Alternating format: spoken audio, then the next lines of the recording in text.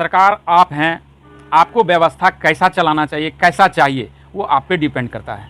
वित्त रहित शिक्षक का आज नियोजित शिक्षक से भी ज़्यादा बुरा हाल है। ये आउटपुट आपको देंगे और दे रहे हैं, तभी आपके बच्चे 90% मैट्रिक में, इंटर में, सब में सफल हो रहे हैं। तो आप ये बताइए, एक तरफ आप शिक्षा की बात करते हैं, पढ़ाने की बात करते हैं, एक तरफ शिक्षा को, यही शिक्षक को आप ऑफिस में लगाए हुए हैं, यही शिक्षक आपका जो है प्रशासनिक कार्य से लेकर हर विभाग का काम संभाल रहा है, और एक तरफ आप कहते हैं पढ़ाने नहीं जान रहा है। तो ये दुर्भाग्यपूर्ण है शिक्षा मंत्री जी का बयान। खबरों के माध्यम से हमसे जुड़े रहने के लिए YouTube पर हमारे चैनल को सब्सक्राइब करें और बेल आइकन को दबाकर घंटी बजाएं। नमस्कार, मैं हूं पवन कुमार चौधरी और आप देख रहे हैं स्टार ब्लू न्यूज। शिक्षकों के मुद्दे को लेकर हम बात कर रहे हैं। चाहे बिहार में जो नियोजित शिक्षक है, जिनकी जो समस्याएं हैं, जिनकी डिमांड है, और या दूसरे जो वित्त रहित शिक्षक है, उन शिक्षकों की भी जो समस्याएं हैं, उन लोगों की जो मांग है, जिस तरह से वित्त रहित शिक्षक हो या नियोजित शिक्षक हो, लगातार पिछले कई वर्षों से अपनी मांगों को सरकार के समक्ष रखते आ रहे हैं। ऐसा भी देखने को मिला है, शिक्षकों के ऊपर लाठियां बरसाई गई है, फिर भी ये शिक्षक अपनी मांग को रखने के लिए हर संभव प्रयास करते रहते हैं। हमारे साथ बात करने के लिए मौजूद हैं नियोजित शिक्षक के रूप में अपना योगदान देने वाले अभयनाथ कुमार जी हैं। अभयनाथ जी, आपका स्वागत है हमारे स्टूडियो में। शिक्षकों की जो समस्याएं हैं, जो व्यथा है, एक शिक्षक के बारे में अगर कहा जाए तो शिक्षक समाज में वो शिक्षा का अलग जगह था। शिक्षा जो कि सामाजिक स्तर पे वो नींव है। अगर बिना शिक्षा के समाज, एक बेहतर समाज की परिकल्पना नहीं की जा सकती है। तो एक तरह से कहा जाए तो शिक्षक समाज के निर्माता होते हैं। तो ऐसे समाज के निर्माताओं के साथ जो समस्या है, उनके साथ जो भेदभाव हो रहा है, जो असमानताओं की स्थिति है, चाहे वो नियमित शिक्षक, नियोजित शिक्षक और वित्त रहित अनुदानित शिक्षक के रूप में, तो इन असमानताओं की वजह से शिक्षकों के जीवन पर कितना असर पड़ रहा है? जी, बहुत बहुत धन्यवाद SBN न्यूज़ का। और जहाँ तक शिक्षकों की सवाल है, तो आप जानते होंगे कि सरकार आती है, जाती है, लेकिन हम जो समाज है, हम लोग एक जगह रहेंगे, एक जगह विद्यालय रहेगी, एक जगह कॉलेज है, तो उसमें जो निरंतर पठन और पढ़ाई चलते रहता है, अनवरत चलते रहता है। तो अब इसमें है समस्या ये आ जाती है कि थोड़ा सा अभी आप देख रहे होंगे वर्तमान समय में महंगाई किस तरह से चरम सीमा पे है। तो आज नियोजित शिक्षक का या परमानेंट शिक्षक का, कोई भी शिक्षक हैं, आजकल तो प्रखंड शिक्षक हैं, नगर शिक्षक हैं, शिक्षक का तो सरकार के माध्यम से इस तरह से पाठ दिया गया है कि शिक्षक को कुछ करते नहीं बन रहा है, कुछ सोचते नहीं बन रहा है। और मूल बात है शिक्षक की पेट की समस्या है।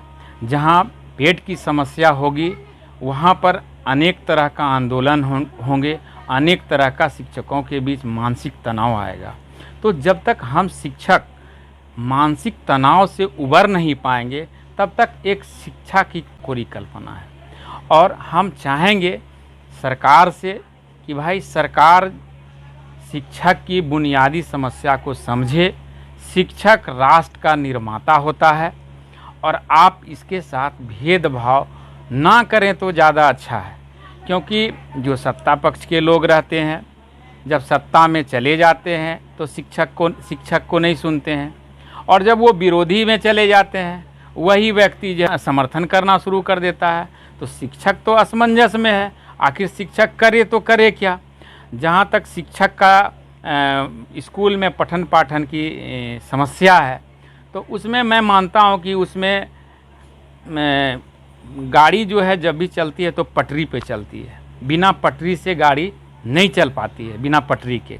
तो शिक्षक और छात्र, अभिभावक और सरकार, ये चार जो स्तंभ है, ये चारों स्तंभ में जब तक कोऑर्डिनेशन नहीं बैठेगा, तब तक हमारा समाज का शिक्षा का विकास नहीं हो सकता है। अभय जी, जिस तरह से शिक्षकों के ऊपर भी आरोप लगते हैं कि शिक्षक अपना योगदान नहीं दे पाते हैं, कुछ ऐसे शिक्षक भी हैं जो योगदान उनको शिक्षा के विकास में देना चाहिए। कई ऐसे वीडियो भी वायरल होते रहे हैं कि शिक्षक जो है पढ़ाने के काबिल भी नहीं है, उन्हें विषय वस्तु का ज्ञान नहीं है, फिर भी आज शिक्षक बने हुए हैं। और कुछ लोग हैं कि अपनी जिम्मेदारी से भागते हैं, कई विद्यालयों में देखा गया है कि शिक्षक नदारद रहते हैं अपनी ड्यूटी पर से भी। कई ऐसे शिक्षक अपनी जिम्मेदारी से भागते नजर आते हैं। तो ऐसे शिक्षकों के लिए भी क्या मैसेज देना चाहते हैं? जी, ये आपका सवाल जायज़ है। ये सुनने को सोशल मीडिया से या न्यूज़ के माध्यम से देखने को मिलता है। तो उसका हो सकता है उसका परसेंटेज होगा, लेकिन उसकी परसेंटेज कम है। बाकी जितने भी शिक्षक सरकार के द्वारा जो बहाल किया गया है वह योग्य हैं और सरकार ही इनको बहाल किए हैं, ना कि ये कोई दूसरे जगह से बहाली हुई है। इनको सरकार इनका मेधांक को देखते हुए, इनकी योग्यता को देखते हुए चयन किए हैं।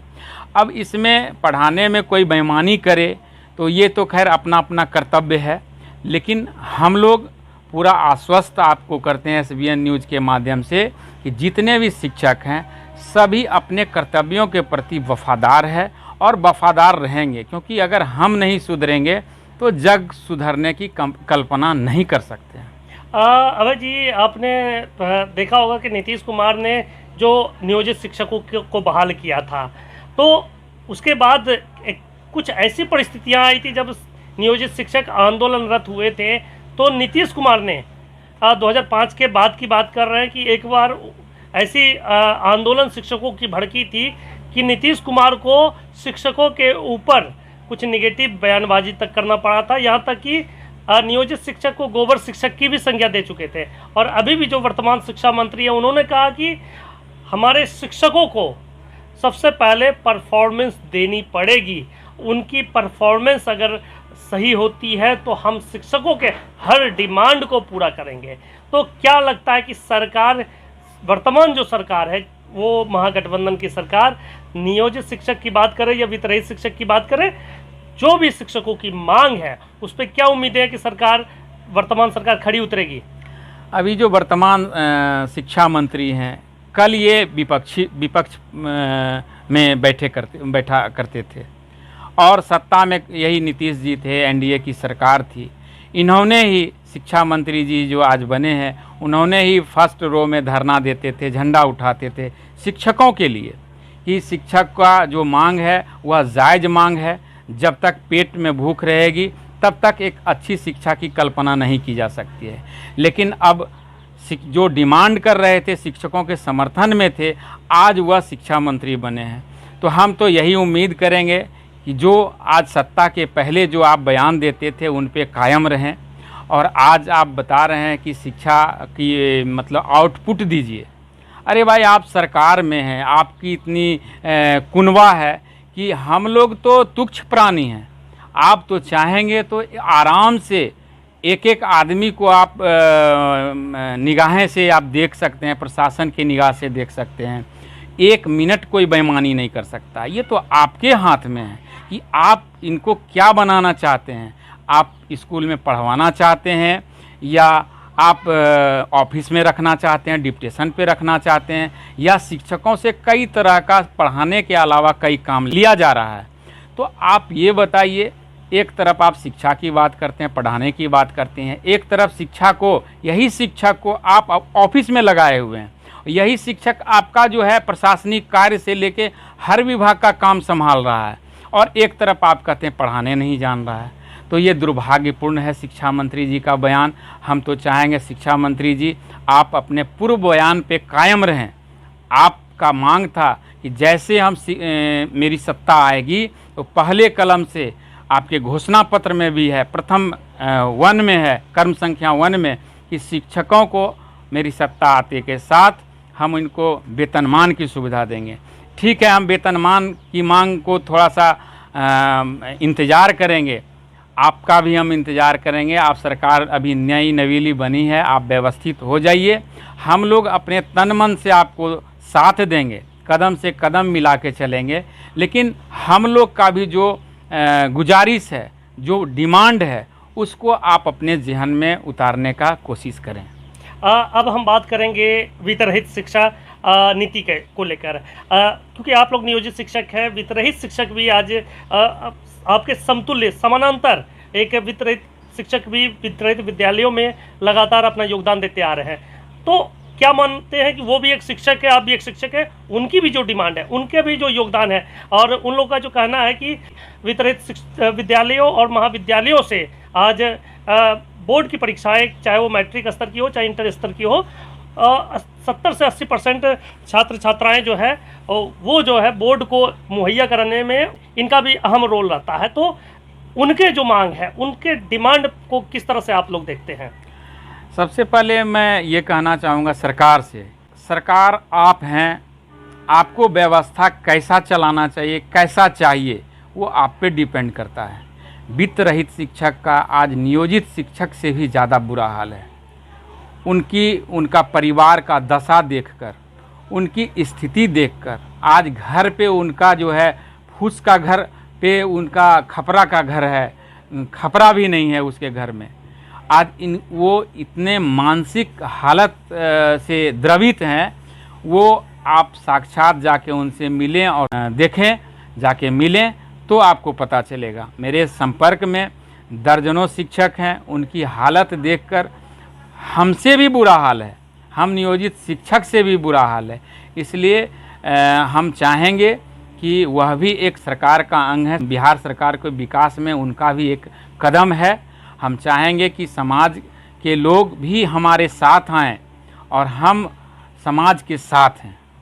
आखिरी सवाल हमारा है कि जो शिक्षा मंत्री ने शिक्षकों से रिजल्ट ओरिएंटेड पढ़ाई की बात की कि आप परिणाम दीजिए, हम आपके सभी मांगों को पूरा करेंगे, तो ऐसे में शिक्षा मंत्री के इस दृढ़ संकल्प के साथ आप लोग खड़े हैं?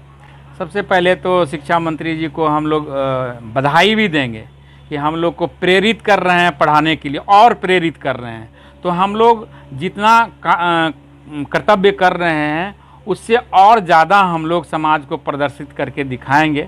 लेकिन ध्यान में रहे कि हमारी जो डिमांड है उनको थोड़ा सा अपने ज़हन में रखें। शिक्षा मंत्री जी, सवाल पूछना चाहेंगे आपसे ही कि आज कह रहे हैं कि शिक्षक जो है आउटपुट दें। मैं स्वीकार करता हूं कि आउटपुट आपको देंगे और दे रहे हैं, तभी आपके बच्चे 90% मैट्रिक में, इंटर में, सब में सफल हो रहे हैं। आखिर 90% 80% बच्चा अगर सफल नहीं हो रहा है, बोर्ड नहीं पास कर पा रहे हैं, तो उनका जिम्मेवार कौन होगा? और अगर पास कर रहे हैं तो उनका जिम्मेवार कौन होगा? अगर फेल कर रहे हैं तो हम दोषी हैं, और पास करेगा तो क्रेडिट आप लेंगे? क्रेडिट तो हम ही लेंगे। इसलिए आपके बच्चे 90% पास हो रहा है इंटर में, मैट्रिक में, तो फिर आप शिक्षक पे कैसे उंगली उठा रहे हैं? यह शिक्षा मंत्री जी का बयान जो है बहुत ही दुर्भाग्यपूर्ण है। बयान पे शिक्षा मंत्री जी को एक बार फिर से सोचना चाहिए। बहुत बहुत धन्यवाद अभयनाथ जी। इन्होंने कहा कि शिक्षा मंत्री जिस तरह से आउटपुट की बात करते हैं, तो नियोजित शिक्षक हो, वितरित शिक्षक हो, सभी स्तर के शिक्षक जो बिहार में शिक्षा के स्तर को बनाए रखने के लिए इसका जो प्रमाण है, प्रमाण के तौर पे इन्होंने बताया कि 80 से 90% जो रिजल्ट हर परीक्षाओं में जो छात्रों का परिणाम होता है वो 80 से 90% है। यही मापदंड, यही पैमाना है जिसके आधार पर बिहार सरकार बिहार में शिक्षा का अंदाज़ा लगा सकती है कि किस तरह से बिहार में शिक्षा को आगे बढ़ाने में इन लोगों का लगातार योगदान रहा है। और इसी के आधार पर इन्होंने शिक्षा मंत्री से भी अपील की है कि चाहे वो नियोजित शिक्षक हो, वितरित शिक्षक हो, सभी को समान रूप से, जो विपक्ष के रूप में आरजेडी की जो डिमांड थी कि सामान्य कार्य समान वेतन मुहैया कराई जानी चाहिए शिक्षकों को, जो कि राष्ट्र के निर्माता है। और इन मांगों पर सरकार में जब आरजेडी आई है तो इन मांगों पर अमल करे और शिक्षकों की जो अब तक दुर्दशा है उसे सुदृढ़ बनाने में अपने वायदे पे सरकार को कायम रहना चाहिए। आप बने रहें हमारे साथ। हम लगातार शिक्षकों और बिहार की शिक्षा व्यवस्था में जो सुधार की बात है उसको लेकर लगातार हम सवाल उठाते आ रहे हैं। आगे भी नियोजित शिक्षक हो, वितरित शिक्षक हो, उन सभी शिक्षकों की मांगों को भी हम लगातार, उनकी समस्याओं को भी लगातार उठाते आए हैं और आगे भी उठाते रहें। हमारे चैनल को सब्सक्राइब करें, वीडियो को अधिक से अधिक लाइक करें और अधिक से अधिक शेयर करें।